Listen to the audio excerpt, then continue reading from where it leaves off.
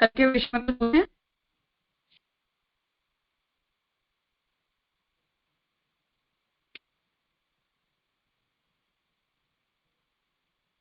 हाँ प्रीतिबेन।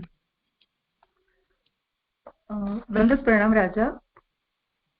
यहाँ पे मुझे पूछना है, वो 90 हाँ, पेज पे गायत्री का जो निरूपण आया है, तो वो गायत्री जो मंत्र और गायत्री छंद दोनों अलग अलग है ना?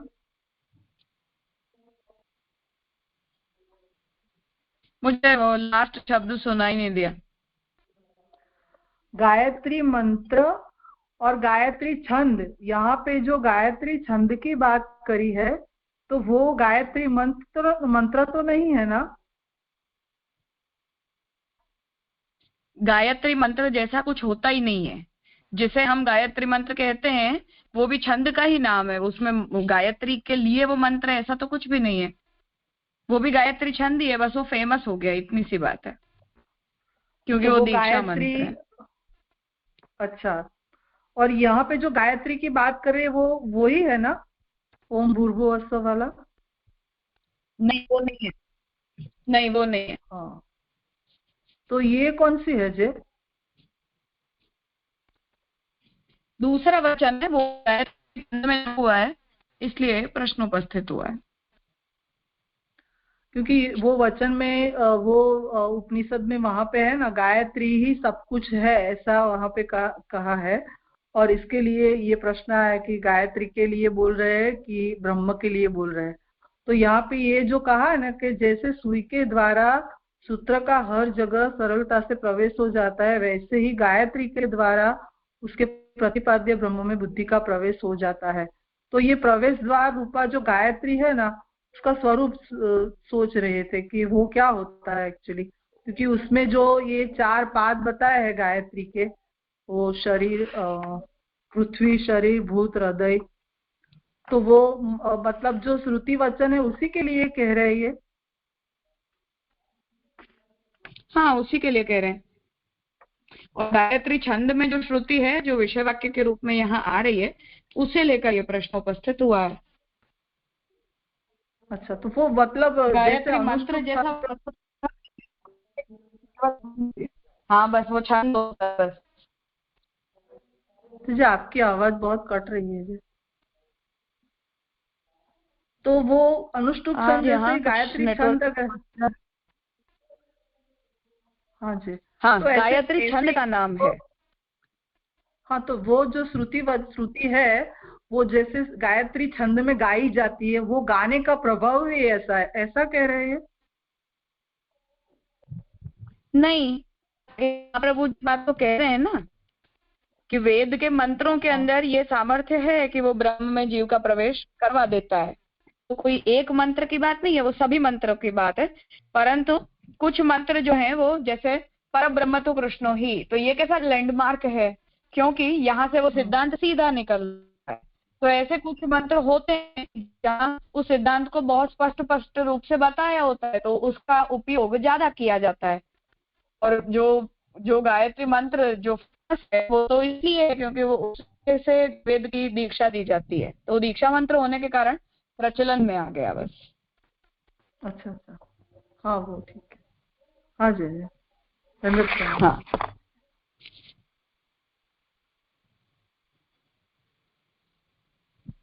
और कोई।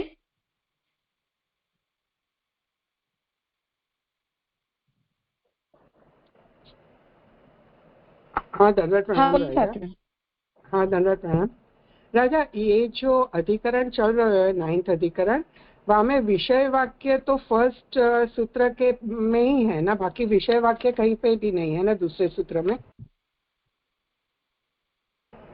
विषय वाक्य का मतलब है कि जिस मूल वचन के ऊपर चर्चा हुई, परंतु आनुषंगिक जो वचन प्राप्त हो रहे हैं उन वचनों को लेकर यह शंका होती है, क्योंकि वो उसी प्रकरण के अंतर्गत आते हैं।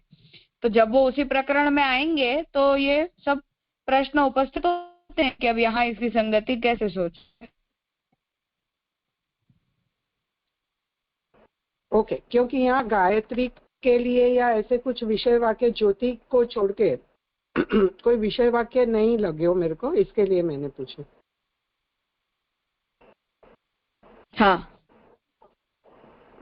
वो विषय वाक्य तो जो पहले सूत्र में आ गया वो वही है, पर बाद में तो फिर जो आनुषंगिक वचन होते हैं उन पर भी संशय हो जाता है, तो वो तो साथ साथ में उठा लिए जाते हैं कि अब यहाँ से क्या समझना, पर मूल विषय वाक्य तो वही है जो आगे के सूत्र में आया था। ओके राजा जी, राजा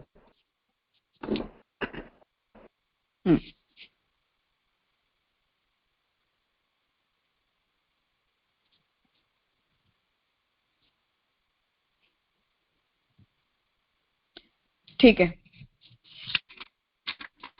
तो 10वां अधिकरण यहाँ से शुरू हो रहा है। वेदांत अधिकरण वाला में देख लें फिर करते हैं। ततः दशमे चतुसूत्रे अनुगामी अधिकरणे, तो अब जो 10वां अधिकरण आए वो 4 सूत्रों का अधिकरण है। उस अधिकरण में कौशितकी ब्राह्मणस्थ इंद्र प्रतर्दन संवादे, तो कौशितकी ब्राह्मण जो ग्रंथ है वहां इंद्र और प्रतर्दन के बीच का संवाद है, कन्वर्सेशन है। उसमें प्राणोहम अस्मि प्रज्ञात्मा इत्यादिना आत्मनः प्राणो ब्रह्मैव न आसन्यो नापि जीवः तस्य ब्रह्मत्वांगीकार एव वाक्योक्त पदार्थ संगतेः इति उक्तम। तो इंद्र और प्रतर्दन के संवाद में एक वचन है कि मैं प्राण रूप हूं और यही मेरी आत्मा की प्रज्ञा है। तो ये जो वचन है वहां प्राण शब्द का अर्थ ब्रह्म ही है। आसन्य जो प्राण का एक प्रकार होता है वो भी नहीं है और जीव भी नहीं है। इसलिए वहां भी इस संवाद के अंतर्गत भी जो विषय वाक्य है वहां जो प्राण शब्द का उपयोग किया गया है वो प्राण शब्द का उपयोग जो है वो ब्रह्म के लिए ही हुआ है, ऐसी वाक्य में बताए गए पदों के अर्थ की संगति से समझ में आता है। तद उपपादितम च भाष्ये, तो वही बात इस सूत्र के भाष्य में श्री महाप्रभु जी ने कही है, ऐसा श्री पुरुषोत्तम जी यहाँ निर्णय दे रहे हैं। राजा एक मिनट, प्राण कथा राजा इंद्र और किसके बीच में को संवाद है? ओके। तो दीदी ये 8वां जो अधिकरण आया था प्राणाधिकरण, हाँ वो और ये वो उसमें मतलब श्रुति वचन अलग अलग है इसलिए वो अलग अलग अधिकरण है, विषय वाक्य अलग अलग आएगा। यहाँ भाष्य में ही महाप्रभु जी इस बात को बता रहे हैं, भाष्य में महाप्रभु जी बताएंगे।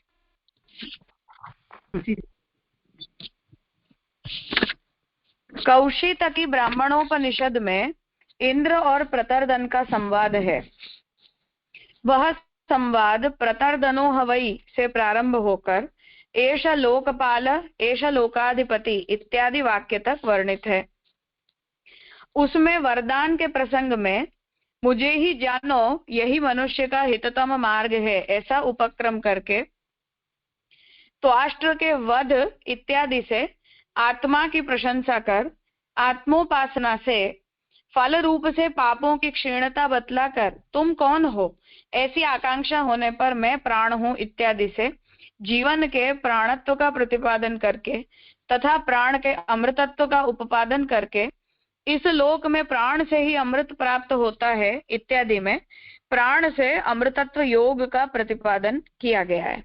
तो जो विषय से पूरा यहाँ बता रहे हैं कि सब्जेक्ट मैटर यहाँ क्या है कि इंद्र और प्रतर्दन के संवाद में एक पूरा विषय आ रहा है।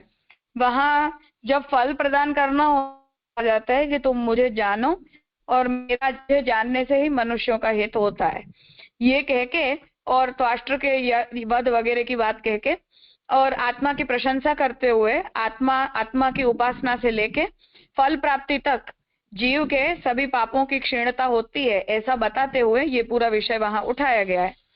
तो फिर वहां ये प्रश्न पूछा जाता है कि किसे जानने से ऐसा फल होगा, तो वो कहते हैं कि मैं प्राण हूं और वहां से ये कहा गया है कि जो जीव है उसके प्राणत्व का प्रतिपादन वहां किया और फिर ये कहा कि जब हम उस प्राण को जान लेते हैं तो जीव प्राण को जान अमृतत्व की प्राप्ति करता है।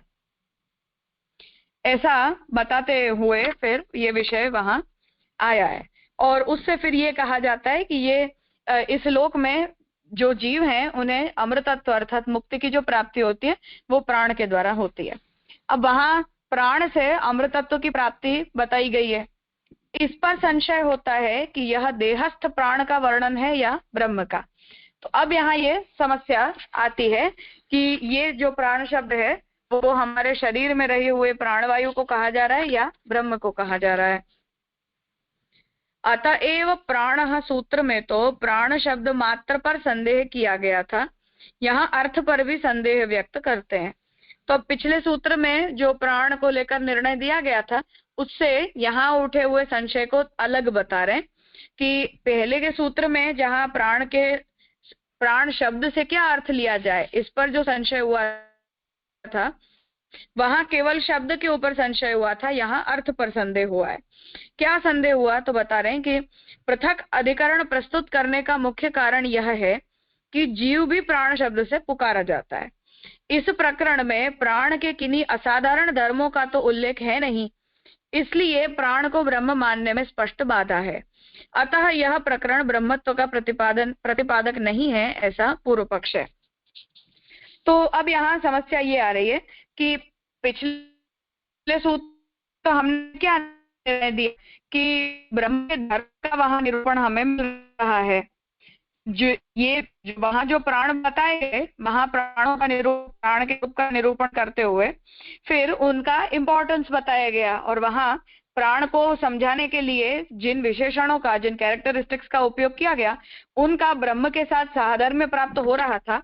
उसके बेसिस पर यह कहा कि यहाँ प्राण शब्द को लेकर जो बात कही जा रही है वो ब्रह्म के लिए कही जा रही है, इसलिए ब्रह्म समझना है। पर यहाँ प्रॉब्लम ये हो रही है कि यहाँ जो प्राण शब्द के द्वारा जो विषय का विवेचन हुआ है वहां प्राण के लिए ऐसे कोई विशेष गुणधर्मों का निरूपण तो किया नहीं है कि जिन गुणधर्मों को हम ब्रह्म के गुणधर्मों से इक्वेट करके और ये कह दें कि हाँ यहाँ जो प्राण का निरूपण है वो ब्रह्म का निरूपण है। तो यदि वो गुणधर्म यहाँ नहीं बताए गए हैं तब फिर इसे हमें प्राण के लिए समझना चाहिए, ब्रह्म के लिए नहीं समझना चाहिए, ऐसा पूर्व पक्षी का कहना है। कुछ पूछना है? ये भी आपने बात बताई और यहाँ भाष्य में भी आ रहा है कि संदेह बता रहे कि देहत्व का प्राण है या ब्रह्मत्व का है। पर ऐसा जैसे अपन कहे जीव प्राण धारण है तो ऐसा सोच सकते हैं कि ये जो मीन जीव प्राण धारण में व्यष्टि प्राण है और यहाँ जो बात हो रही है वो समष्टि प्राण की बात हो रही है, ऐसा कर सकते हैं कि नहीं? नहीं, ये ब्रह्म निरूपक ही है, ऐसा स्पष्ट है, इसमें तो कोई डाउट ही नहीं है। अच्छा जी राज। हाँ, वो तो वेदांत अधिकरण माला में ही पुरुषोत्तम जी ने निर्णय दे दिया कि प्राणो ब्रह्मैव न आसन्यो नापि जीवः, इसलिए वो हमारी तरफ से वो निर्णय स्पष्ट है। महाप्रभु जी बस उसे यहाँ सिद्ध कर देंगे। अभी जी 4 सूत्रों से सिद्धांत प्रस्तुत करते हैं। हाँ बोलो। हाँ नहीं सॉरी कुछ ओके। हाँ, तो अब यहाँ जो महाप्रभु जी जो है वो आगे के 4 सूत्रों से अपना सिद्धांत बता रहे हैं कि पहले सूत्र में साधक प्राण के धर्मों का विवेचन है तथा 3 में बाधक का निराकरण किया गया है। तो जो पहला सूत्र है वहां तो महाप्रभु जी अपने तरफ से ये निर्णय दे रहे हैं कि ये प्राण का मतलब ब्रह्म ही है। और फिर आगे जो 3 सूत्र आएंगे उसमें प्राण को ब्रह्म ही समझना चाहिए और कुछ नहीं समझना चाहिए। तो और कुछ क्यों नहीं समझना चाहिए, इसके उत्तर के रूप में आगे के 3 सूत्र आ रहे हैं। प्राण परमात्मा ही हो सकता है। पूर्व और पर वाक्यों में पदार्थों का समन्वय ब्रह्म प्रतिपादन परक ही मिलता है।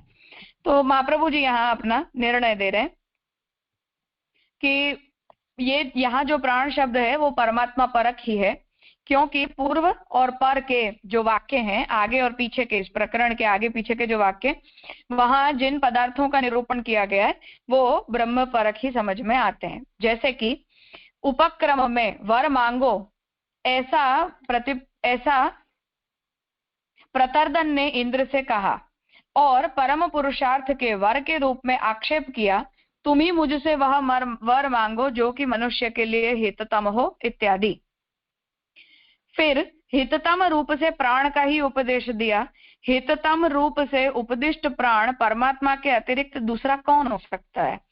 तो जो डिस्क्रिप्शन है, अब वहां भले ही ब्रह्म के धर्मों का निरूपण नहीं किया गया है, परंतु ब्रह्म के धर्मों का निरूपण न करते हुए भी ये बात जब कही गई कि हिततम उपदेश, तो ऐसा हिततम उपदेश और क्या हो सकता है कि जिससे मनुष्य का सबसे उत्तम हित होता हो।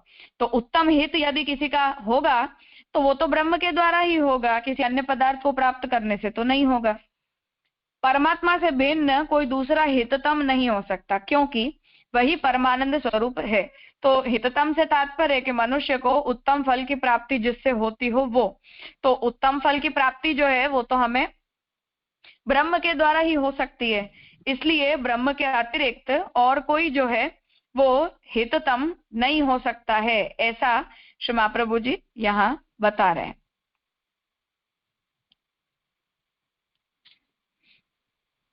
ब्रह्म विज्ञान से ही पापों का अभाव भी बताया गया है। तो जो बात पहले आई थी कि भाई इससे जीव निष्पाप होता है, तो वही बात यहाँ भी बताई गई है कि ऐसा वरदान प्राप्त हो कि जिससे मनुष्य के सभी पाप क्षीण हो और उसे अमृत तत्व की प्राप्ति हो, ऐसा वर मांगने से पहले कहा गया है। तो उसे कह रहे हैं कि ब्रह्म का जब ज्ञान होता है तभी हमारे सारे पाप क्षीण होते हैं। उसके लिए वचन दे रहे हैं प्रमाण के रूप में। उस परावर ब्रह्म के देखे जाने पर इस जीव के कर्मों का क्षय हो जाता है। तो शास्त्र के अन्य वचन इस बात को सपोर्ट करते हैं कि जो जीव है उसके सभी पाप क्षीण हो जाते हैं जब उसे ब्रह्म का ज्ञान होता है। प्रज्ञात्मत्व भी परमात्मा में ही संभव है। तो प्रज्ञा अर्थात बुद्धि का आत्मत्व भी है वो परमात्मा में ही हो सकता है।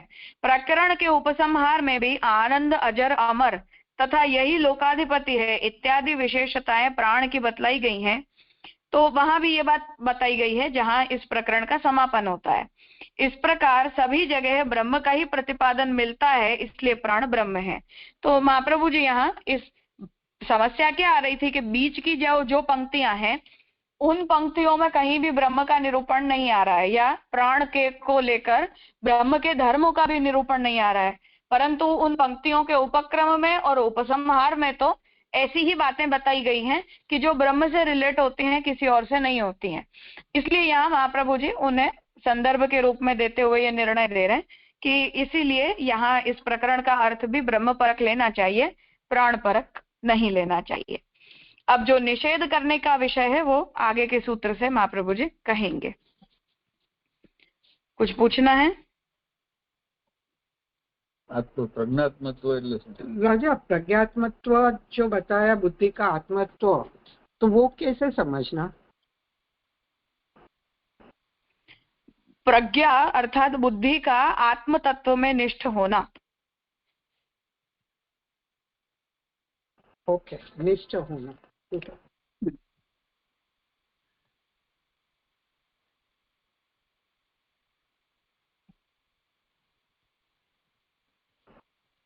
राजा प्राण, सॉरी बोलो हितेन भाई। नहीं कर लो, मुझे लगा हो गया इसलिए। हाँ नहीं, जैसे अपन ने अन्न के बारे में देखा, आकाश के बारे में देखा, तो वहां तो क्योंकि वो नियर मोस्ट है जीव के लिए, तो वहां से फिर उसकी उपासना से हम अन्य ब्रह्मेति विजय वहां तक पहुंचना है, एक एक कोष में आगे बढ़ के, जैसे आपने बताया था कि प्रोग्रेसिव डेवलपमेंट से। अब यहाँ प्राण के जस्टिफिकेशन के लिए प्राण ब्रह्म है, तो खाली पूर्व पर यानी ऐसा समझा दिया कि जो हमने 5 कोष देखे उसमें हम अब मन अन्न से लेके प्राण तक आ गए, तो उसी तरह समझना है। क्योंकि प्राण के बारे में ऐसी कुछ बात नहीं कि भाई प्राण भी हमारा सन्निकृष्ट प्राण का भी हमें है ऐसे, क्योंकि जीव को प्राण तो धारण है ही नहीं। यहाँ उसका अर्थ ये है कि हम जब भी किसी भी आंतरिक तत्व की, क्योंकि ब्रह्म की उपासना का मतलब है अंतःनिष्ठ तत्व की उपासना, तो अंतःनिष्ठ जो तत्व होता है वहां तक पहुंचने के लिए आंतरिक पदार्थों का ध्यान करते करते हम वहां तक पहुंचते हैं। तो ऑर्डर तो शरीर के बाद इंद्रिय, इंद्रिय के बाद प्राण, मन, बुद्धि और अहंकार और फिर ब्रह्म, यही ऑर्डर रहेगा ना। तो उसमें प्राण ऑर्डर में आते हैं कि हम पहले प्राण का ध्यान करते हैं। तो वो भी वैसे अदृष्ट वस्तु है, परंतु उसका हम अनुभव कर सकते हैं, देख नहीं सकते हैं। तो वो अनुभूति का जो विषय है उसकी उपासना करते करते फिर ब्रह्म की उपासना होती है। इसलिए प्राण को लेकर ये बात आती है। तो वहाँ वो 5 कोश का ऑर्डर अलग समझना है, वो भी आंतरिक उपासना ही है कि अलग समझना है, जैसे अन्न मन। ओके ओके जी राजा। नहीं है तो आंतरिक उपासना का ही प्रकार, परंतु ऑर्डर में ऐसा कोई कंपल्सन नहीं है कि हर किसी को यही ऑर्डर से फॉलो करना चाहिए। किसी की उस प्रकार की अंतर्निष्ठा दृढ़ है तो वो कुछ लेवल्स को स्किप भी कर सकता है। जी क्लियर। हाँ, या उस प्रकार का ध्यान सिद्ध हो जाता हो तो फिर उन पदार्थों का ध्यान ना करके और वो डायरेक्टली भी कर सकता है। वो तो अपनी अपनी साधना के पेस की बात है। बराबर। हाँ हाँ पार्थ बोलो। हाँ प्रणाम राजा। राजा यहाँ पे जो अधिकरण का नाम अनुगम अधिकरण दिया है, तो वो अर्थ कैसे समझना, और ये सूत्र का जैसे प्राण तथा अनुगमात, वो कैसे समझना, थोड़ा सा स्पष्ट कीजिएगा ना। उसका मतलब ये है कि जो प्राण है वो उसका अनुगमन करते होने से, इसका ब्रह्म का, तो ब्रह्म का अनुगमन करते होने से प्राण शब्द का अर्थ ब्रह्म है, मतलब पीछे पीछे चलते होने से। ओके। और जो अधिकरण को जो पूरा नाम दिया अनुगम अधिकरण, तो यानी यहाँ प्राण का ही वही चारों सूत्र जो बताया, जैसे आगे बताया कि चारों सूत्र है वो ब्रह्म के ही हिसाब से बता रहे, तो वही बाधक रूप से समझाएंगे आगे आगे के 3 श्लोकों में। तो उसी हिसाब से कि प्राण को ही वो ब्रह्म बता रहे उस हिसाब से। हाँ, प्राण के द्वारा ब्रह्म का अनुगमन किया जाता है। ऐसे जो प्राण शब्द से बात कही जा रही है वो वस्तुतः प्राणों के लिए न कहकर ब्रह्म के लिए कही जा रही है। जी राजा। हाँ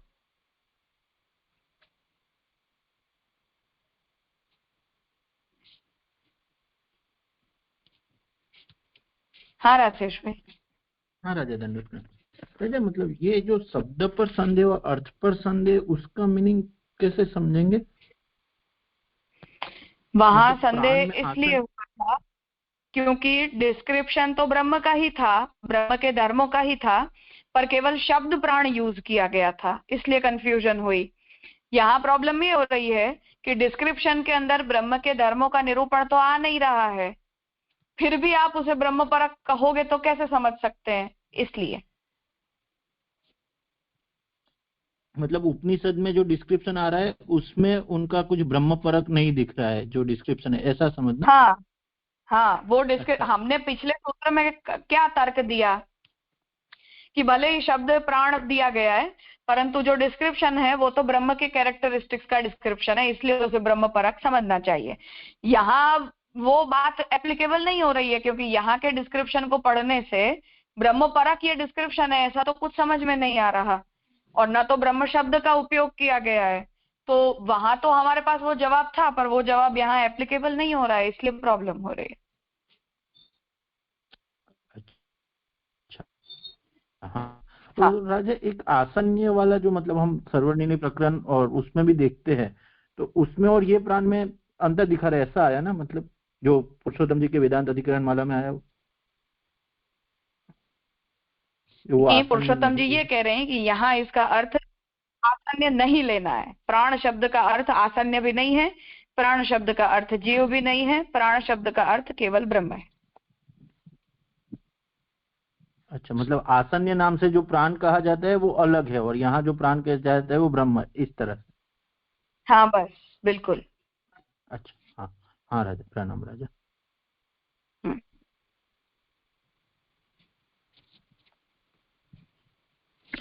ठीक है, तो अब दूसरा सूत्र है।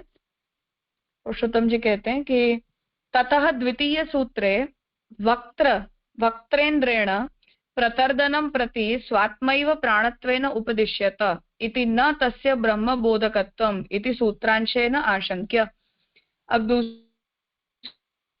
है इंद्र, उसने प्रतर्दन के प्रति मेरी ही आत्मा प्राण शब्द से कही जाती है ऐसा उपदेश दिया है, इसलिए यहाँ जो प्राण शब्द है वो ब्रह्म बोधक नहीं है, ऐसी आशंका उपस्थित की जा रही है। ततः अंशांतरेण समाधानाय अस्मिन्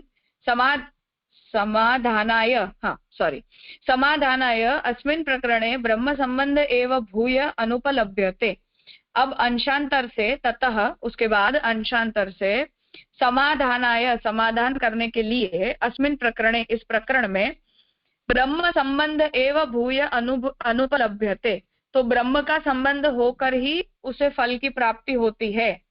तस्मात् अत्र प्रतिपाद्यः प्राणः परमात्मा इति एवं प्रतिपादितम्, इसलिए यहाँ जिसका प्रतिपादन किया जा रहा है वो प्राण परमात्मा ही है, ऐसा निर्णय अब दूसरे सूत्र के भाष्य से श्री महाप्रभु जी देंगे। विरुद्ध तर्क प्रस्तुत करते हैं। तो प्रथम सूत्र में हमारी तरफ से जो निर्णय दिया गया उसके विरुद्ध तर्क प्रस्तुत कर रहे हैं। जो यह कहा गया कि प्राण ब्रह्म है सो कथन ठीक नहीं है। तो पूर्व पक्षी ये कहता है कि ये बात ठीक नहीं है, क्योंकि प्रसंग में वक्ता मतलब इंद्र अपने आत्मा के रूप में प्राण को बताता है। तो जो इंद्र है वो तो ये कहता है कि ये मेरी आत्मा है या मेरी आत्मा को ही प्राण कहा जा रहा है, ऐसा इंद्र ने कहा है। वक्ता इंद्र है जो कि मुझे ही जानो, मैं ही प्राण हूं, प्रज्ञात्मा मेरी अमृत आयु की ही उपासना करो इत्यादि रूप से अपने आत्मा को ही प्राण बतला रहा है, फिर प्राण ब्रह्म कैसे है? तो इंद्र जो है वो तो प्राण शब्द के द्वारा अपने आप को बता रहा है कि ये मेरी आत्मा को तुम प्राण समझो। तो यदि वो अपनी आत्मा की बात कर रहा है तो वहां प्राण शब्द का अर्थ हम ब्रह्म कैसे ले सकते हैं? तथा जैसे कि वाणी की गाय की तरह उपासना कही गई है, वैसे ही देवता की प्राण की तरह उपासना प्रतीत होती है। तो जैसे वाणी की गाय की तरह उपासना बताई गई है उपनिषद में, उसी तरह देवता की भी प्राण रूप से उपासना बताई है। अन्य जो ब्रह्म धर्म है वे प्राण के अपने ही हैं, इसलिए इस प्रकरण को ब्रह्मोपाख्यान कैसे कह सकते हैं? और जो ब्रह्म धर्म है वो प्राण के अपने ही धर्म है, इसलिए इस प्रकरण को ब्रह्मोपाख्यान न कहकर प्राण का उपाख्यान कहना चाहिए, ऐसा बता रहे।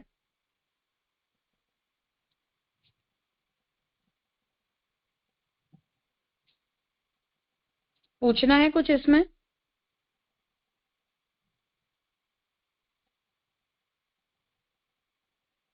राजा, तो यहाँ इंद्र बराबर ब्रह्म ही लेना चाहिए? मतलब इंद्र अपने वचन जो बोल रहा है नहीं। अच्छा, तो मतलब उपनिषद में जहाँ इंद्र आता है वो बराबर ब्रह्म नहीं है। मतलब जैसे आप आज्ञा करते कि वेदों में जैसे सूर्याधिक रूप से, मतलब जहाँ जहाँ वर्णन आता है मित्र वरुण इंद्र, वहां ब्रह्म के रूप में वर्णन है, और उपनिषद में वो नहीं समझना चाहिए ऐसे? जो बात मैंने पहले कही थी कि वेद के अंदर इंद्र सूर्य वरुण आदि वैदिक देवता हैं, वो स्वर्ग के अधिपति इंद्र नहीं है, इसलिए उन देवताओं का जो स्वरूप है वो वहां, जैसे हम ब्रह्मा विष्णु शिव को भगवान की विभूति कहते हैं, उस प्रकार से वैदिक देवता होने के कारण। और जो दूसरी बात है वो यहाँ ये है कि इंद्र जब उसे अपनी आत्मा के रूप में कह रहा है तो उसका अर्थ ये है कि देवता की जो उपासना है वो प्राण की उपासना की तरह बताई गई है, ऐसी लगती है। तो वो उपासना का प्रकार जब इंद्र कह रहे हैं तो उसका अर्थ ये है कि वो ब्रह्म की इस प्रकार से उपासना करने के लिए ही कह रहे हैं। अच्छा, मतलब इंद्र अगर ऐसा कह रहे हैं कि मेरी उपासना करो तो वो ब्रह्म की उपासना करना ऐसा ही कह रहे हैं, ऐसा हम कहना चाह रहे? हाँ बिल्कुल। अच्छा, तो मतलब खाली कोरिलेशन के लिए, मतलब यहाँ पे हेलो, हाँ, मतलब जहाँ पे जैसे वार्ता जी में आता है कि कोई वैष्णव से नाम नहीं दिया जाता और गोसाई जी कहते हैं कि मेरा नाम बोलो ठाकुर जी की जगह पे, तो ऐसा हम कोरिलेट कर सकते हैं? मतलब ये नहीं थोड़ा नहीं, समझ ऐसा नहीं। देखो, मैं फिर से ये कह रही हूँ कि वेद में शब्द जो किए जाते हैं वो क्लैरिटी के साथ नहीं किए जाते हैं, इसीलिए ये पूरा ब्रह्मसूत्र का उपक्रम होता है कि हमें वहां समझ में नहीं आता है कि ये किसकी बात चल रही है। तो इंद्र शब्द का भी जो प्रयोग है वो भी वहां ब्रह्म परक लेना है, प्राण शब्द का अर्थ भी वहां ब्रह्म परक लेना है। इंद्र के मुख से यदि वो बात कही जा रही है तो वो ब्रह्म की उपासना करने के लिए कही जा रही है। हाँ हाँ राजा, मतलब जैसे महाप्रभु जी समझाएंगे तभी हमको समझ पड़ेगा, इतना क्लियर करना। हाँ, नहीं मतलब हर आचार्य भाष्य क्यों लिखता है, क्योंकि उसका यही कारण है कि हम जब सीधा वेद में से पढ़ते हैं तो हमें वहां शब्दों में ये बात नहीं समझ में आती है कि किसके लिए ये बात कही गई है। अर्थात जैसे यहाँ महाप्रभु जी ये कह रहे हैं कि भाई प्रकरण से देखो, आगे पीछे की पंक्तियों में जो वर्णन हो रहा है वो देखो, साधर्म्य देखो ब्रह्म के साथ, तो वहां से ये सब निर्णय हमें मिल रहे हैं। पर ये सब निर्णय हम पढ़ते हैं तब हमें नहीं मिल सकते हैं, हम नहीं समझ सकते हैं कि यहाँ प्राण शब्द का अर्थ क्या है या इंद्र शब्द का अर्थ क्या है। तो इसी हर आचार्य इस पर भाष्य लिखता है ताकि वेद को पढ़ने वाला व्यक्ति अपने अपनी संप्रदाय की परंपरा के अनुसार वहां से वैदिक मंत्रों के उस प्रकार से अर्थों को समझ पाए।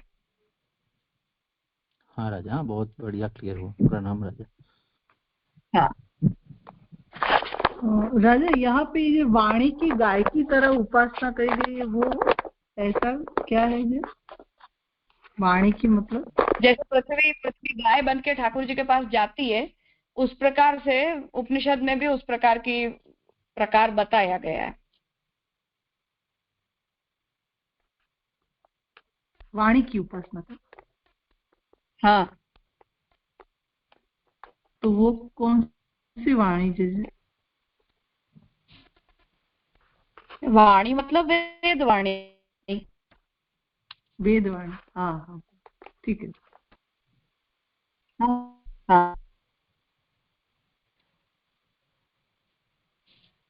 राजा आपने ऐसे बताया कि जो वक्ता इंद्र है, जो कि मुझे ही जानो मैं ही प्राण हूँ, तो यहाँ जो वक्ता इंद्र है वो ब्रह्म, इंद्र इज बराबर इक्वल टू ब्रह्म, ऐसे लेने का है कि ये शंका खाली की है कि ऐसे जब संवाद में आ रहे है तो यहाँ पे शंका के निवारण के लिए ब्रह्म कह रहे हैं। और ये जो एग्जाम्पल है वहां तो इंद्र ही है ना?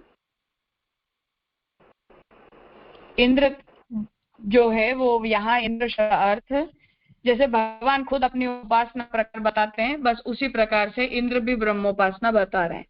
इंद्र स्वर्ग का अधिपति देव वेद जब बोले तब नहीं होते हैं, इंद्र भगवान की विभूति रूप होते हैं, जब हम उन्हें वैदिक देवता कहते हैं तब। जी राजा, क्लियर बात। हाँ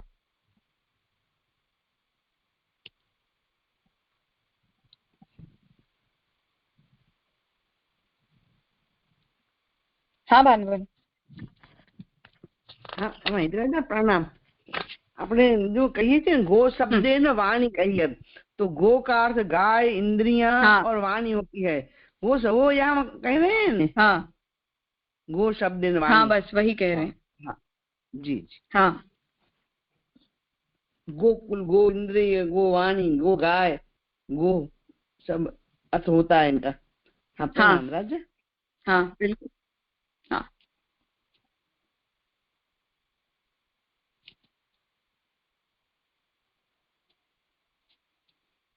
हाँ नीलेश भाई। जी दंडोत प्रणाम जी।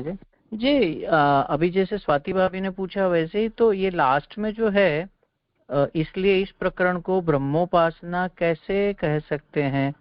तो ये तो कोई मतलब क्वेश्चन हो रहा है ना कि you can not do this. So आपने पहले कहा यहाँ इंद्र को ब्रह्म ही कह के लेना है, तो I am little bit confused, sorry. हाँ तो वो तो हम अपने सिद्धांत से कह रहे हैं ना, पूर्व पक्षी जो पूछ रहा है वो तो उस प्रकार से नहीं ले रहा है। सो पूर्व पक्षी is taking in the favour of के वो ये ब्रह्म उपासना नहीं है. That's very true, right? हाँ, पूर्व पक्षी ये कहना चाहता है कि यहाँ प्राण शब्द का मतलब ब्रह्म नहीं है. हाँ, सो ये जो है विरुद्ध तर्क प्रस्तुत करते हैं, that is from the side of पूर्व पक्षी में, राइट? हाँ बिल्कुल, वही तो विरोधी में तर्क करेंगे ना, हम थोड़ी करेंगे. ओके, सो फिर अभी जो प्रतिवाद आ रहा है that will be from our side, that is the way, right? हाँ और बिल्कुल. ओके, ठीक है जी, थैंक यू.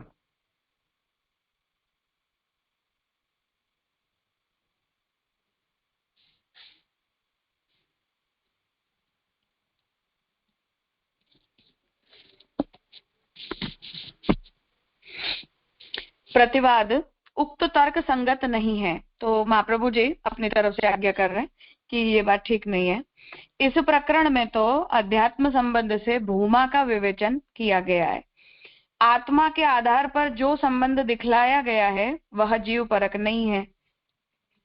अब प्राण शब्द का अर्थ जीव भी होता है, तो इसलिए उसका निरसन कर रहे हैं कि ये जो प्रकरण है पूरा, यहाँ अध्यात्म संबंध से भूमा मतलब ब्रह्म, तो ब्रह्म का विवेचन किया गया है और आत्मा के आधार पर जो संबंध बताया गया है वो संबंध जीव परक नहीं है. आत्मा शब्द यहाँ ब्रह्मवाची है, तो जो आत्मा शब्द का उपयोग है यहाँ वो ब्रह्मवाची है, वो भी जीवात्मवाची नहीं है. जो इंद्र कह रहा है ना कि मेरी आत्मा, तो मेरी आत्मा से क्या, तो मेरी आत्मा मतलब ब्रह्म, ऐसा समझना है. वस्तुतः जीव के लिए जो आत्मा शब्द का प्रयोग होता है वह ब्रह्म संबंध से ही होता है, अर्थात जीव ब्रह्म का अंश है, इस संबंध से ही जीव को आत्मा कहा जाता है. तो आत्मा इक्वल्स टू ब्रह्म, परंतु हम जीव को आत्मा क्यों कहते हैं? तो कह रहे हैं कि क्योंकि हम ब्रह्म के अंश होते हैं, इसलिए हमारे लिए आत्मा शब्द का प्रयोग किया जाता है. ब्रह्म का संबंध ही उस आत्मा शब्द में है, उसी के धर्मों का बाहुल्य भी एषा लोकपालः इत्यादि में प्रतीत होता है. तो जो ब्रह्म का संबंध है वही इस आत्मा शब्द में है और उसी के धर्मों का जो बाहुल्य है, अर्थात उनके धर्मों का जो प्रोमिनेंस है, वही बताते हुए एषः लोकपालः वगैरह से ये बात कही गई है कि वही आत्मा इन सभी रूपों में बनता है. सूत्रस्थ ही शब्द का तात्पर्य है कि जब तक जैसे भी ब्रह्म प्रकरणत्व की सिद्धि हो तब तक अन्य के प्रकरणत्व को नहीं स्वीकारना चाहिए. तो जो पूर्व पक्षी ये कहना चाह रहा था ना कि यहाँ ब्रह्म का प्रकरण नहीं चल रहा है, यहाँ तो जीव आत्म प्रकरण चल रहा है, तो उसके लिए कह रहे हैं कि ही शब्द का इसीलिए उपयोग किया गया है व्यावर्तन करने के लिए कि जब तक ब्रह्म प्रकरणत्व की सिद्धि पॉसिबल हो तब तक अन्य के किसी भी अन्य पदार्थ के प्रकरणत्व का स्वीकार वेद के विषय में नहीं करना चाहिए.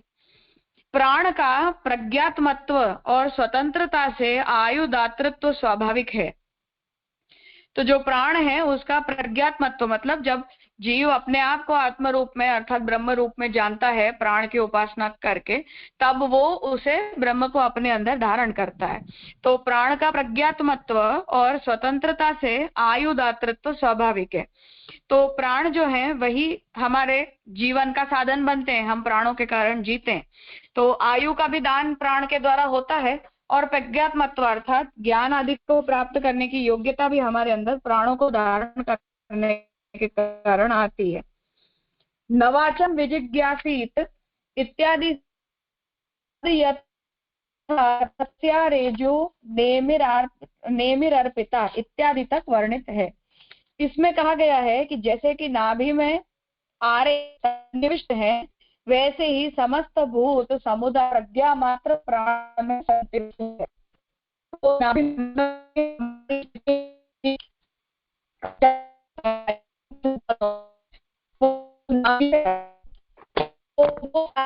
आपकी आवाज बिल्कुल गई जी राजा,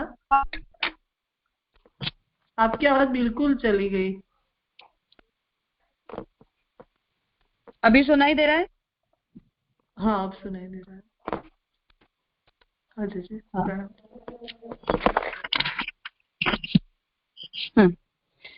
तो जैसे हमारी शरीर की जितनी भी वायु होती हैं उनका संचालन जैसे नाभि से होता है, उसी प्रकार जितने भी भूत समुदाय हैं वो प्रज्ञा मात्र प्राण में, ज्ञान रूप प्राण में संतिविष्ट होते हैं, अर्थात वहां रहते हैं।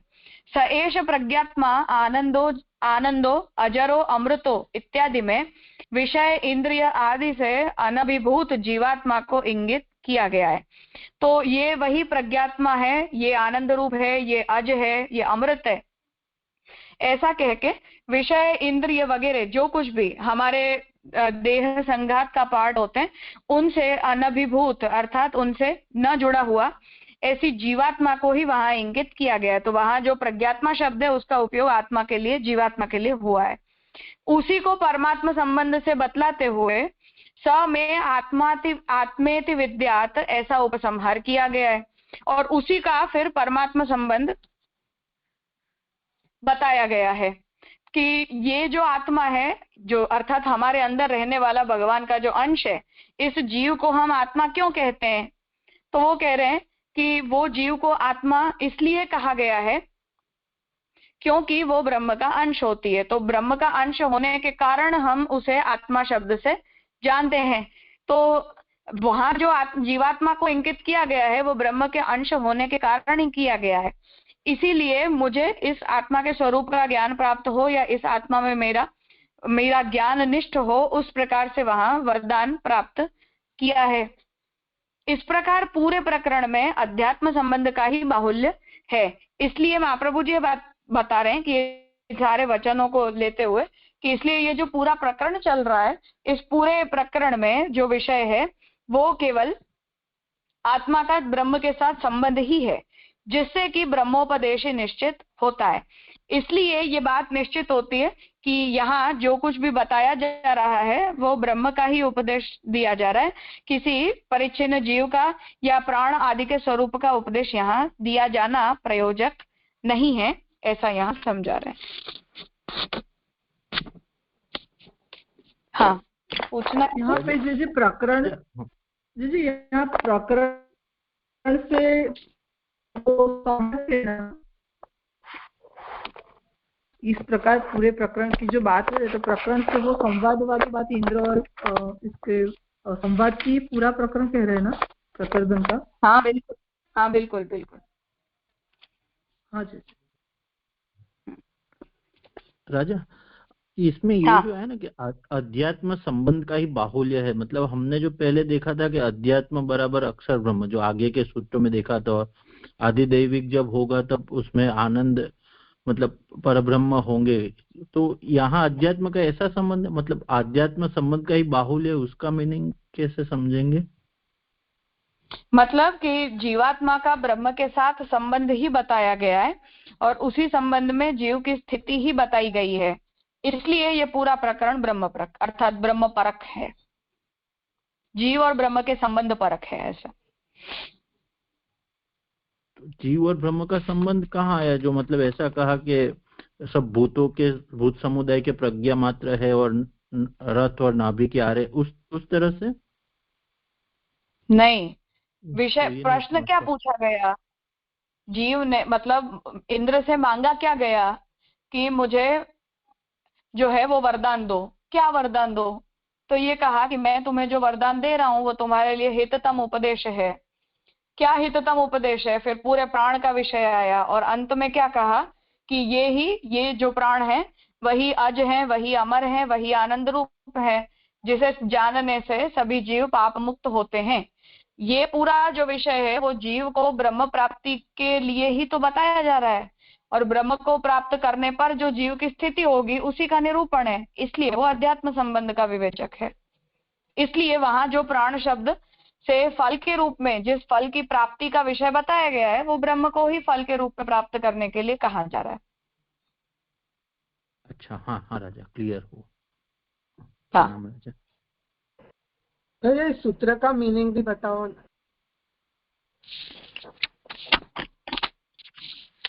हाँ, न वक्तुहु आत्मोपदेशात, जो वक्ता है उसने अपनी आत्मा के प्रति यह उपदेश दिया है, अपनी आत्मा को लक्ष्य में लेकर उपदेश दिया है।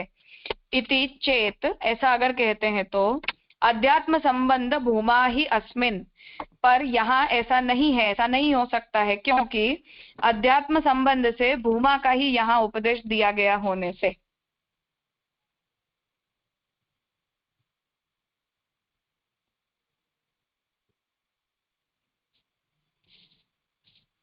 जी पूछो।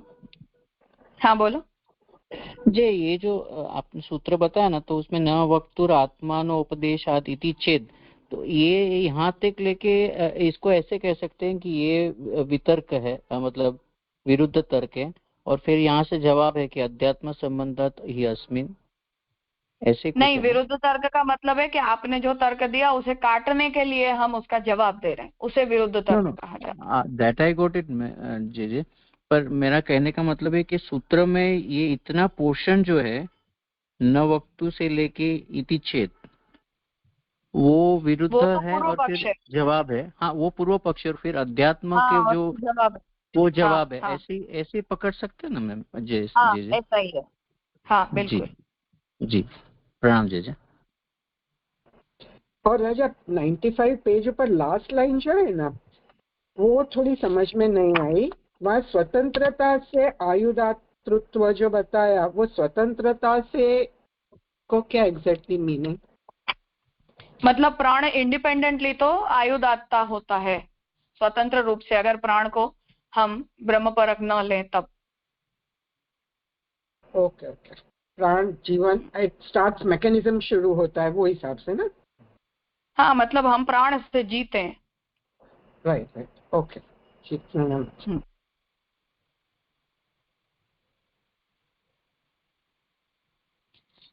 ठीक है, तो आज यहाँ रखते हैं। नेक्स्ट वीक मैं बाहर हूँ, इसलिए नेक्स्ट वीक हमारा सेशन नहीं होगा। आगे के वीक में आगे का सूत्र करेंगे। प्रणाम राजा।